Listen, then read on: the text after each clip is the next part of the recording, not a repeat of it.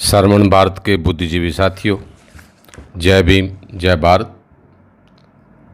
आज आपके सामने बहुजन आंदोलन जो हमारे महापुरुषों के द्वारा समय समय पे चलाया गया, भगवान बुद्ध से लेके कबीर साहब, गुरु रविदास जी, भक्ति आंदोलन काल के सभी श्रमण संस्कृति के हमारे महापुरुष जिन्होंने हमें समय समय पे रास्ता दिखाया, मुक्ति का मार्ग दिया। और महात्मा ज्योतिबा राव फुल्ले, साहू जी महाराज, पेरियार, नारायणा गुरु जी, बी श्याम सुंदर जी, बाबा साहब और साहब कांशीराम जी, सभी महापुरुषों ने समय समय पे हमें मार्गदर्शन करवाए, मार्ग दिया, मुक्ति का मार्ग दिया, संघर्ष का मार्ग दिया, हमारे लिए एक क्रांतिकारी रास्ता छोड़ा। साहब कांशीराम जी के जाने के बाद 2003 से लेकर 17 सालों से हमारा समाज नेतृत्वहीन और संगठन विहीन नज़र आता है। साथियों, पूरे भारत में 6743 जातियां जो SC ST OBC की है, माइनॉरिटी कम्युनिटी में मुस्लिम है, सिख है, ईसाई है, उन सभी के तालुका स्तर के, जिला स्तर के, स्टेट लेवल के और राष्ट्रीय लेवल के संगठनों की भरमार है। लाखों रजिस्टर्ड और गैर रजिस्टर्ड संगठन है और लाखों ही हमारे संगठनों के राष्ट्रीय पदाधिकारी भी हैं। लेकिन ये सब के सब श्रमण संस्कृति के लोगों के द्वारा बनाए गए, जाने अनजाने में एक अच्छी भावना लेके बनाए गए संगठन नज़र आते हैं। इसमें कोई व्यक्ति मुझे ऐसा नज़र नहीं आता, कोई संगठन ऐसा नज़र नहीं आता कि जिसने समाज के लिए कुछ करने की ना ठानी हो। इतने सारे लाखों संगठन होने के बावजूद भी हमें मुक्ति का मार्ग क्यों नहीं मिला?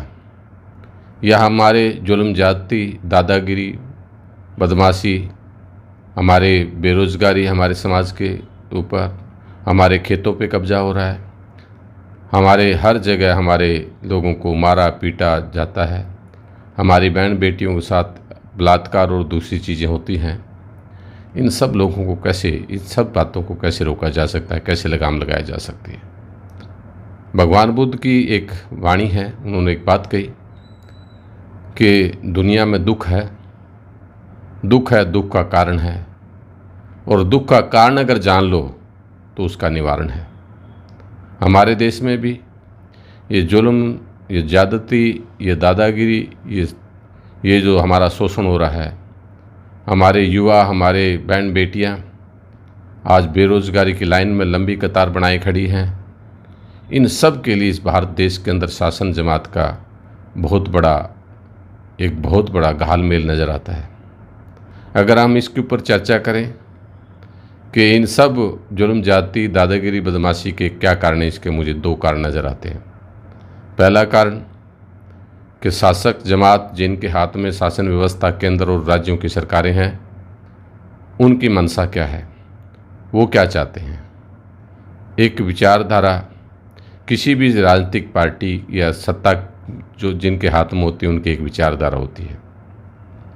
पूरे भारत में जिन लोगों के हाथ में ये राजनीतिक सत्ता है, 1-2 राज्य को छोड़ के, उन सभी की विचारधारा ब्राह्मणवादी विचारधारा है। और ब्राह्मणवादी विचारधारा के जितने संगठन हैं, वो सभी, या ब्राह्मणवादी विचारधारा के जितने भी लोग हैं, या वर्ण व्यवस्था के अनुसार बामन, बनिया और ठाकुर, या शूद्र में OBC के लोग भी कुछ हिस्सा, 2-4%, 5% लोग उस सत्ता के अंदर शामिल हैं। बाकी के लोग SC ST OBC या मुस्लिम कम्युनिटी के जो लोग हैं, इस देश में ऐसा प्रतीत होता है कि दोयम दर्जे के सेकंड रेट सिटीजन नज़र आते हैं, दोयम दर्जे के नागरिक नज़र आते हैं। इन सब बातों को अगर और इसके जड़ में जाते हैं तो इसमें राष्ट्रीय स्वयंसेवक संघ RSS जो 27 सितंबर 1925 को इन ब्राह्मणों ने वो संगठन बनाया था, उसकी बहुत बड़ी वजह उसकी नज़र आती है। राष्ट्रीय स्वयंसेवक संगठन के सन 2000 में 156 छोटे छोटे संगठन उनके बीच में थे, जैसे अखिल भारतीय विद्यार्थी परिषद, अखिल भारतीय अधिवक्ता परिषद और उनकी एक राजनीतिक party Bharatiya Janata party BJP या अन्य कोई उनके संगठन, सेवा भारती, गायत्री परिवार, ये सब। अब तो और भी ज़्यादा आपको उनके अंदर बड़ा हौसला, और जब से मोदी के सरकार केंद्र में आई है तब से आपको नज़र आता होगा कि कितने कितने कांड होते हैं, और उसके ऊपर लंबाई में नहीं जाना चाहता, गहराई में नहीं जाना चाहता, आप सब जानकार हैं इन बातों के। तो उसका मुकाबला करने के लिए हमें एक संगठन की नितांत आवश्यकता थी। ये 10 साल पहले नज़र आ रहा था कि आने वाला समय ऐसा होने जा रहा है। साहब कांशीराम जी के नेतृत्व में, उनके दिशा निर्देश में काम करते हुए 22-23 साल काम किया। बहुत सी बातों की, इस देश की व्यवस्था को समझने की एक ज्ञान प्राप्त हुआ, नॉलेज एक्वायर किया साहब कांशीराम जी के नेतृत्व में या उनके शिक्षाओं को में सामने रख कर। आज अगर हम देखते हैं कि उनसे जो मार्गदर्शन मिला, तो भारत की राजनीतिक, सामाजिक, आर्थिक और न्यायपालिका की व्यवस्था को समझने का बहुत ही बढ़िया समझ आती है। आज हमारा संगठन वैसे 2013 में भगवान बुद्ध के जन्मदिन 19 मई 2013 को एक संगठन का निर्माण किया गया। उस संगठन का नाम है PSS पंचशील श्रमण संघ। पंचशील श्रमण संघ आपको नज़र आता है, ये PSS पंचशील श्रमण संघ हमारे विचारधारा से तैयार करके युवाओं को एक ऐसा मैन पावर, एक ऐसी संगठन RSS का मुकाबला करने के लिए बनाने का संकल्प लिया है। साथियों, इस संगठन के बारे में मैं आपको, जो हमारा ये फोल्डर तैयार किया गया है, इस 4 पेज का फोल्डर है, इसको मैं आपको पढ़ के सुना रहा हूँ। आप इसको आगे से आगे अपने साथियों में, नौजवान बच्चों में आप इसको भेजेंगे। सबसे पहले एरिया ऑफ द ऑपरेशन, इसमें कहाँ कहाँ काम कर सकते हैं। Indian, continental, global, except China and Pakistan bylaws of the PSS। भूमिका, भगवान बुद्ध एवं सम्राट अशोक के भारत को पूरे विश्व में सोने की खान समझा जाता था। जब वृद्ध विशाल भारत की सीमा नेपाल, अफगानिस्तान, पाकिस्तान, बांग्लादेश, श्रीलंका, एशिया महाद्वीप का बहुत बड़ा भाग था, जिसमें विक्रमशिला, तक्षशिला जैसे विश्व स्तरीय शिक्षण संस्थान थे। लगभग 4500 वर्ष पूर्व विदेशी आक्रमणकारी आर्यों ने भारत में व्यापार करने के उद्देश्य से भारत के उत्तरी सीमा से खैबर दर्रे से होते हुए भारत में प्रवेश किया। धीरे धीरे इन विदेशी आक्रांताओं ने, आक्रमणकारी लोगों ने इस देश के शीलवान, ईमानदार और लोगों को झूठ और पाखंड, भेदभावपूर्ण एवं आपराधिक षड्यंत्र रचकर यहाँ के शासनकर्ताओं को, श्रमण संस्कृति के राजाओं को छल कपट के द्वारा, ऋग्वेद के अनुसार खूनी क्रांति द्वारा देश के SC, ST, OBC एवं माइनॉरिटी कम्युनिटी, मुसलमान, सिख, ईसाई, जैनी, बौद्धिस्ट लोगों को गुलाम बनाया। लगभग 45 वर्ष तक विदेश से आए मनु की संतानों, आर्य लोगों के साथ अनार्य लोगों का देव का दानव के साथ सत्ता के लिए लगातार संघर्ष चलता रहा। लगभग 2500 वर्ष पूर्व गण व्यवस्था में भगवान बुद्ध का जन्म हुआ। भगवान बुद्ध राजसी ठाठ बाट को छोड़कर सत्य की खोज में निकल पड़े। लगातार 6 वर्ष के कठिन परिश्रम तपस्या, अध्ययन के बाद सत्य की खोज की। भगवान बुद्ध ने ज्ञान प्राप्ति के बाद श्रवण भारत के पीड़ित लोगों को वैज्ञानिक व तार्किक धम्म की शिक्षाओं का साथ साथ सारी प्रजा को जोड़ा। इससे आर्य एवं ब्राह्मणवादी लोगों को जड़ें हिल गई और एक नई क्रांति का सूत्रपात हुआ। भगवान बुद्ध ने समता, समानता, बंधुत्व एवं जन्म के आधार पर ऊंच नीच को खत्म करने के लिए अष्टांगिक मार्ग पर चलते हुए, प्रकृति के साथ सामंजस्य बिठाते हुए वैज्ञानिक विचारधारा पर आधारित पूरी दुनिया को एक धर्म दिया, जिसको बुद्ध धर्म के नाम से जाना जाता है। भगवान बुद्ध के धर्म के बाद भारत में रहने वाले लोगों के बीच में भगवान बुद्ध की विचारधारा, आइडियोलॉजी ने बहुजन हिताय बहुजन सुखाय का नारा देते हुए मध्यम मार्ग अपनाने के लिए संदेश दिया। आज के युग में भगवान बुद्ध के लगभग 2500 वर्ष जाने के बाद देश में ब्राह्मणी व्यवस्था को खत्म करके एक नई सामाजिक, आर्थिक और धार्मिक व प्रजातांत्रिक व्यवस्था कायम करने के लिए पंचशील श्रमण संघ PSS की स्थापना 19 मई 2013 बुद्ध पूर्णिमा के अवसर पर की जा रही है, जिसके उद्देश्य एवं लक्ष्य निम्न प्रकार से हैं। PSS के उद्देश्य SC, ST, OBC एवं माइनॉरिटी कम्युनिटी के लोगों को ब्राह्मणवादी आतंकवाद से छुटकारा दिलवाने एवं ब्राह्मणवादी संगठनों ने हिंदू राष्ट्र का जो सपना संजोया हुआ है उसको नेस्तनाबूद करने, धर्म व जन्म के आधार पर भेदभाव को खत्म करने के लिए, भारत के संविधान की रक्षा करने के लिए, अल्पसंख्यक समुदाय को धार्मिक आधार पर उत्पीड़न बचाने के लिए, SC, ST, OBC के संवैधानिक अधिकारों और आरक्षण को बचाने के लिए एक चरित्रवान, एक विचारधारा से उत्प्रोत युवाओं को एक ऐसे संगठन की आज के संदर्भ में नितांत आवश्यकता है। सभा में उपस्थित सभी साथी करताल ध्वनि बजाने के साथ इस प्रार्थना प्रस्ताव का समर्थन करेंगे। यह हमारा PSS बनाने का मुख्य उद्देश्य है। साथियों, मुख्य उद्देश्य सामान्य समाज के लोगों में वैज्ञानिक समाजवादी व्यवस्था को बनाने के लिए भगवान बुद्ध की विचारधारा एवं इतिहास से जानकारी करवाते हुए और PSS के संगठन को मजबूत करते हुए सामाजिक परिवर्तन एवं आर्थिक मुक्ति के लिए आंदोलन चलाया जाएगा। सामान्य समाज के लोगों में समता, समानता एवं बंधुत्व की भावनाओं के साथ साथ हमारे संतों, महापुरुषों के जीवन परिचय एवं संघर्ष की गाथाएं सुनाकर देशभक्ति, साहसी, निडर, शूरवीर, पराक्रमी युवा शक्ति का निर्माण करना हमारा प्रथम उद्देश्य है। पंचशील श्रमण संघ PSS के लक्ष्य भारतीय समाज की व्यवस्था को मनवादी लोगों ने मनुस्मृति के अनुसार सामान्य समाज के लोगों को 6743 जातियों में बांट दिया। उन सभी ने अपने अपनी जातियों के नाम से सामाजिक संगठन बनाए हुए हैं। इसी प्रकार धार्मिक अल्पसंख्यक समुदाय के लोगों ने भी अपने अपने धर्म के आधार पर धार्मिक संगठन बनाए हुए हैं। उपरोक्त सभी समाज के लोगों की युवा शक्ति को संगठित करने के लिए एक विचारधारा की जो जरूरत है, जो SC, ST, OBC के सभी जाति समूह एवं धार्मिक अल्पसंख्यकों को एकता के सूत्र में बांध सके, वह विचारधारा केवल भगवान बुद्ध की दी बहुजन हिताय बहुजन सुखाय की विचारधारा ही है।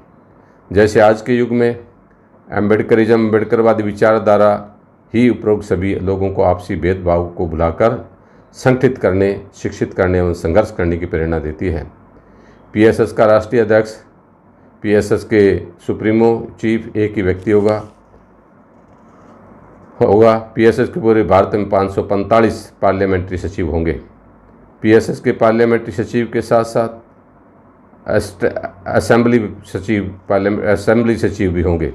पूरे भारतवर्ष में लोकसभा के प्रत्येक संसदीय क्षेत्र का प्रतिनिधित्व प्रभारी या सचिव, प्रमुख कोऑर्डिनेटर, वह सब एक सरमन जो है हमारी PSS का प्रचारक करेंगे। प्रत्येक पार्लियामेंट्री सचिव को नियुक्ति करने, स्थानांतरण करने, एक संसदीय क्षेत्र से दूसरे संसदीय क्षेत्र में भेजने का अधिकार राष्ट्रीय अध्यक्ष PSS सुप्रीमो को होगा। PSS के पदाधिकारियों की योग्यता क्या होगी? प्रत्येक पार्लियामेंट्री सेक्रेटरी ऑफ PSS की कम से कम शैक्षणिक योग्यता 12वीं पास किसी भी मान्यता प्राप्त बोर्ड से होगी। PSS सचिव उस क्षेत्र में बोली जाने वाली भाषा, उस क्षेत्र की भौगोलिक स्थिति एवं इतिहास के जानकारी रखने वाले युवा को ही प्राथमिकता दी जाएगी। PSS का सचिव के लिए श्रमण समाज में जन्म लिया हुआ युवा ही आवेदन कर सकता है। पीएसएस के लिए यह भी योग्यता जरूरी है कि वह कैडर बेस हो, ब्रॉड बेस हो और मास बेस हो। वह अम्बेडकरवादी विचारधारा में विश्वास रखता हो कि मेरा व मेरे देश का व मेरे समाज का भला केवल अम्बेडकरवादी विचारधारा से ही हो सकता है। पीएसएस के सचिव के लिए उपयुक्त आयु 18 वर्ष से लेकर 35 वर्ष होगी। आयु की गणना कैलेंडर वर्ष के अनुसार की मानी जाएगी। 35 वर्ष की आयु पूर्ण करने की गणना अंतिम तिथि उस वर्ष की 31 दिसंबर मानी जाएगी। पीएसएस का कार्यकर्ता पार्लियामेंट्री सचिव किसी व्यक्ति या किसी राजनीतिक पार्टी के लिए चुनाव को प्रत्यक्ष एवं परोक्ष रूप से हस्तक्षेप या मदद नहीं करेगा। शाखा के समापन के समय मंगलगान, त्रिशरण, पंचशील का उच्चारण होगा। पंचशील के ध्वज के साथ भगवान बुद्ध का फोटो रखना अनिवार्य होगा। शाखा में प्राणायाम, योग आदि का अभ्यास करवाया जाएगा। प्रत्येक पूर्णिमा को शाखा में आने वाले उपासक उपासिका को खीर का प्रसाद दिया जाएगा। प्रत्येक पूर्णिमा के दिन पीएसएस को चलाने के लिए दान संग्रह संघदान बंद लिफाफे में लिया जाएगा। उपरोक्त सभी प्रकार का आर्थिक सहयोग संघदान पीएसएस के मुख्यालय में पहुंचाने की जिम्मेवारी पार्लियामेंट सचिव की होगी। प्रत्येक पार्लियामेंट सचिव को साल में 4 बार पीएसएस के द्वारा राष्ट्रीय स्तर पर लगाए जाने वाले प्रशिक्षण में भाग लेना अनिवार्य होगा। प्रत्येक पार्लियामेंट सचिव को प्रथम 3 मास तक कोई गुजारा भत्ता या मानदेय नहीं दिया जाएगा। किसी भी राजनीतिक पार्टी, राजनीतिक दल का कार्यकर्ता या सदस्य पीएसएस का पार्लियामेंट सचिव नहीं बन सकता। पीएसएस का पार्लियामेंट सचिव किसी भी अन्य संगठन संस्था की सदस्यता नहीं ले सकता।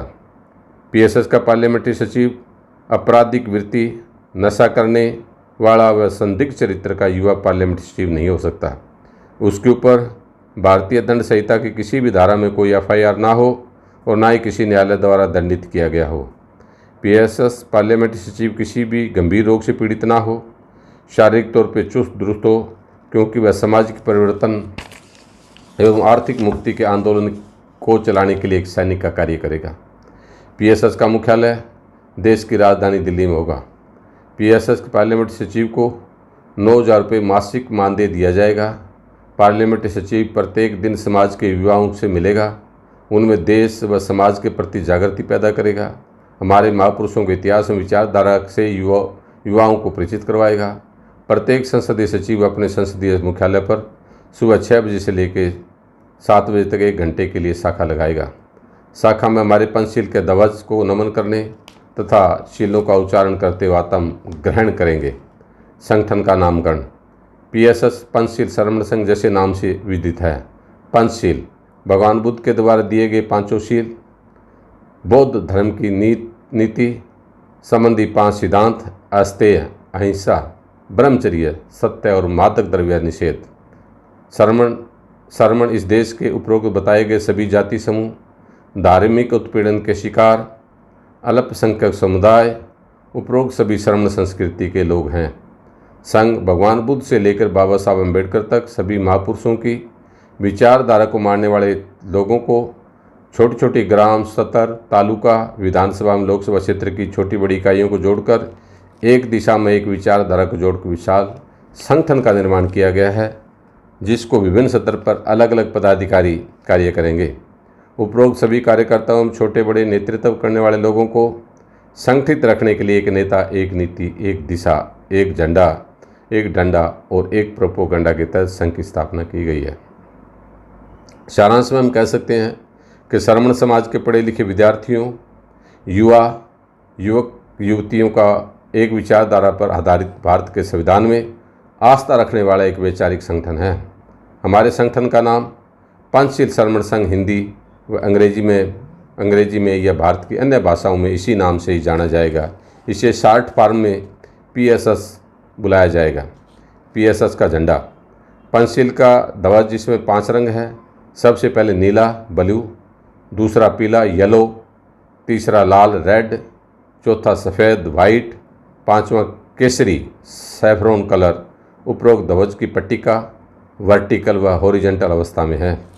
पीएसएस की अर्थव्यवस्था सदस्यता शुल्क मेंबरशिप फीस 200 रुपये प्रति वर्ष प्रति श्रमण से ली जाएगी। पीएसएस की गतिविधियां व कार्यकलापों को सुचारू रूप से चलाने के लिए समय समय पर धन की जरूरत रहेगी। उस जरूरत की पूर्ति करने के लिए प्राथमिक स्तर पर हम केवल सदस्यता शुल्क ही लेंगे। पीएसएस की मासिक बैठक, यह बैठक प्रत्येक मास में बुद्ध पूर्णिमा का दिन पीएसएस के पार्लियामेंट सचिव की अध्यक्षता में होगी। यह बैठक धम्म देशना का आयोजन सायंकालीन संसदीय कार्यालय में होगी। उपरोक्त सभी बैठक समाज के बनाए गए भवन एवं पूर्व सूचना के आधार पर सुचारू रूप से करवाने की जिम्मेवारी पार्लियामेंट्री सचिव की होगी। यह बैठक धम्म देशना केवल 1 घंटे के निर्धारित समय में पूर्ण करनी होगी। धम्म देशना में राष्ट्रीय मुख्यालय से आए हुए audio, video, visual, Facebook, YouTube या किसी दूसरे संचार माध्यम के द्वारा प्राप्त संदेश को आए उपासक उपासिकाओं को सुनाया जाएगा। धम्म देशना के बाद पार्लियामेंट सचिव दान संग्रह के लिए पीएसएस प्रिंटेड लिफाफे प्रत्येक उपासक उपासिका को देंगे। सभी उपासक उपासिका अपने सामर्थ्य अनुसार धम्म एवं बहुजन कल्याण के हेतु आर्थिक सहयोग गुप्त रूप में लिफाफे में डालकर संसदीय सचिव को सौंप देंगे। उपरोक्त प्रत्येक पूर्णिमा के अवसर पर इकट्ठे हुए धन संग्रह का लेखा जोखा संसदीय सचिव द्वारा राष्ट्रीय मुख्यालय में लिखित रूप में ईमेल या सोशल मीडिया के माध्यम से राष्ट्रीय मुख्यालय को भेजना सुनिश्चित करेंगे। इस आदेश की सख्ती से पालना की जाएगी। खीर का प्रसाद वितरण करना, संसदीय सचिव इस बात का ध्यान दें, यह कार्य बहुत ही जोखिम भरा है। खीर का प्रसाद अपने विश्वास पात्र श्रमण उपासक की उपस्थिति में तैयार एवं वितरण करवाया जाएगा, जिसका विवरण आदेश पुस्तिका में दर्ज करना अनिवार्य है।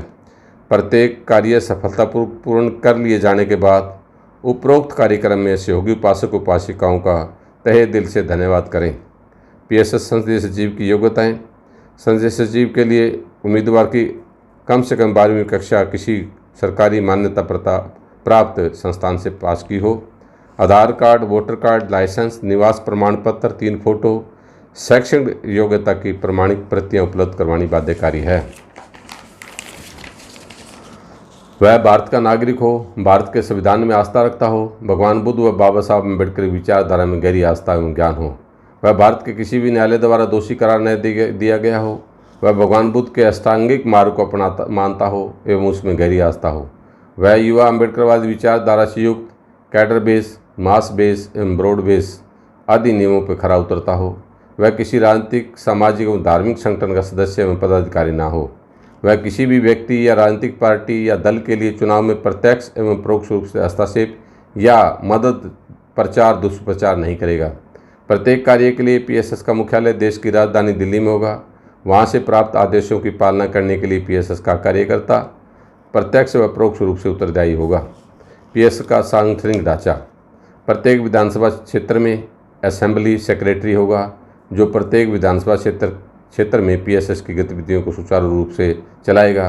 पीएसएस के संसदीय सचिव प्रत्येक लोकसभा क्षेत्र में पार्लियामेंट्री सीट के अनुसार 545 संसदीय सचिव पार्लियामेंट्री सेक्रेटरी सचिव होंगे।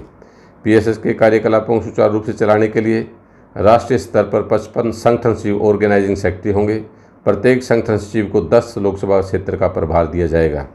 राष्ट्रीय महासचिव जनरल सेक्रेटरी पीएसएस के राष्ट्रीय मुख्यालय में पूरे राष्ट्र में पीएसएस के क्रियाकलाप को चलाने के लिए 11 सदस्यीय राष्ट्रीय महासचिवों को प्रभारी बनाया गया है।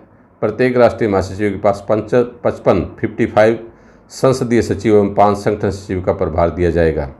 संगठन सचिव एवं राष्ट्रीय महासचिव की योग्यता, शैक्षणिक योग्यता, सभी संगठन सचिव को किसी विषय में स्नातक डिग्री, बैचलर डिग्री की योग्यता रखता हो। एज, उम्र, सभी संगठन सचिव 30 वर्ष की आयु पूर्ण करने के उपरांत 50 वर्ष की आयु तक संगठन सचिव का कार्यभार कर सकेंगे। अन्य सभी योग्यताएं संसदीय सचिव वाली लागू होंगी। राष्ट्रीय महासचिव या जनरल सेक्रेटरी की योग्यता, शैक्षणिक योग्यता, सभी राष्ट्रीय महासचिव कम से कम किसी भी विषय में मास्टर डिग्री धारक को राष्ट्रीय महासचिव होगा। उम्र, राष्ट्रीय महासचिव 50 वर्ष की आयु पूर्ण करने के उपरांत राष्ट्रीय महासचिव की जिम्मेवारी सौंपी जाएगी। 50 वर्ष से लेकर 70 वर्ष तक शारीरिक स्वास्थ्य अनुसार हष्ट-पुष्ट मिशनरी साथी को उपरोक्त जिम्मेवारी दी जाएगी। अन्य सभी योग्यताएं संसदीय सचिव वाली लागू होगी। राष्ट्रीय अध्यक्ष पीएसएस के राष्ट्रीय अध्यक्ष या बामसेप कांशीराम जी के राष्ट्रीय अध्यक्ष ही पदेन अध्यक्ष होंगे।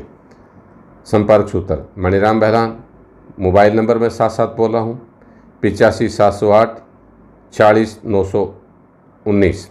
धर्मवीर सिंह दिल्ली, ये दिल्ली के प्रभारी है धर्मवीर जी, 99,112 98,034। ऋषिपाल बौद्ध हरिद्वार से 94,107 31,648। राजकमल उत्तराखंड 98,372 46,339। चरणपाल हरियाणा से 99,924 93,871।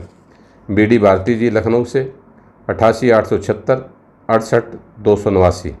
महादेव काम्बले कर्नाटका से 91,082 04200।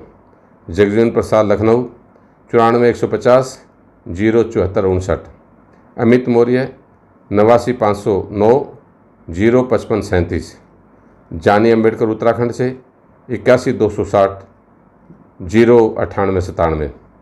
हमारी website PSS bharat.org। Email sarmanmaniram@gmail.com। हमारा ट्विटर इंस्टाग्राम पे PSS भारत और ट्विटर जो है PSS भारत है। हमारे 2 यूट्यूब चैनल है, सरमन भारत, अशोका लाइव। साथियों, ये ज़रूरी सूचना आपके बीच में देना मैं अपना कर्तव्य मानता हूँ। आपसे मुझे उम्मीद नहीं 100% विश्वास है कि आप इस आंदोलन को आगे बढ़ाने के लिए, इस देश में सामाजिक व्यवस्था को परिवर्तन करने के लिए, जुल्म जाति और दादागिरी बदमाशी पे लगाम लगाने के लिए PSS जैसे एक ऐसे सामाजिक संगठन को अपने संतान, अपने बच्चे जो बालिग बच्चे हैं, उनको इसके साथ जोड़ेंगे। मैं आपको एक विश्वास दिलाता हूं कि हमारे संगठन में या हमारे महापुरुषों के संगठन में जो आपके परिवार के जो बच्चे इसमें शामिल होंगे, वो कभी भी उनको गलत दिशा, गलत शिक्षा नहीं दी जाएगी और इस आने वाले समय में वो हर परिस्थिति से सामना करने के लिए वो फिजिकली तैयार होगा, दिमागी तौर पे तैयार होगा, सामाजिक तौर पे तैयार होगा, आर्थिक तौर पे भी प्रिपेयर होगा। ऐसा मैं संकल्प आपको बता सकता हूँ। हमारे PSS के अंदर बामसेव कांशीराम जी के जिन चिंतनशील साथियों ने, जिन लोगों ने इसमें इस संगठन को बनाने के लिए संकल्प लिया, वो सब लोग बधाई के पात्र हैं। मैं आपको पूर्ण विश्वास दिलाता हूँ कि हमारे महापुरुषों की विचारधारा आज भी उतनी ही प्रासंगिक है। बाबा साहब की या महापुरुषों की विचारधारा पर चलते हुए, कांशीराम जी के तरीके से इस आंदोलन को चलाते हुए हम इस देश में हिंदूवादी मानसिकता के लोगों को हटा के अपना राज व्यवस्था, अपना शासन व्यवस्था कायम कर सकते हैं। ऐसा मैं आपको विश्वास दिलाता हूँ। साहब कांशीराम जी ने कहा था कि जिस समाज की राजनीतिक जड़ें मजबूत नहीं होती, उस समाज की कभी भी राजनीतिक पार्टी या राजनीतिक सत्ता उनके हाथ में नहीं आती। इसलिए सबसे पहले हमें अपने समाज की गैर राजनीतिक जड़ यानी सामाजिक संगठन को हमें मजबूत करना होगा और ये सामाजिक, धार्मिक, आर्थिक हर टाइप की लड़ाई को लड़ने के लिए एक ऐसा संगठन होगा। इस संगठन में फिजिकली हैंडीकैप कोई भी युवा इसमें शामिल ना हो, क्योंकि इस संगठन में फिजिकली हमें काफ़ी भाग दौड़ और इसमें वो जोखिमपूर्ण और भाग दौड़ वाला कार्य उनको मिलेगा। PSS के दूसरे पदों पे या दूसरी जगह आपको लिया जा सकता है, लेकिन PSS का सरमन कैडेट जो है, केवल फिजिकली फिट युवा को ही इसमें शामिल किया जाएगा। ये मेरी जानकारी, इसके बारे में आपको मैंने मोबाइल नंबर दिए हैं, उस मोबाइल नंबर पे आप जो है फिर संपर्क कर सकते हैं। मैं इस ब्रोशर का एक लास्ट पेज है, मैं आपके सामने ये पेश कर रहा हूँ।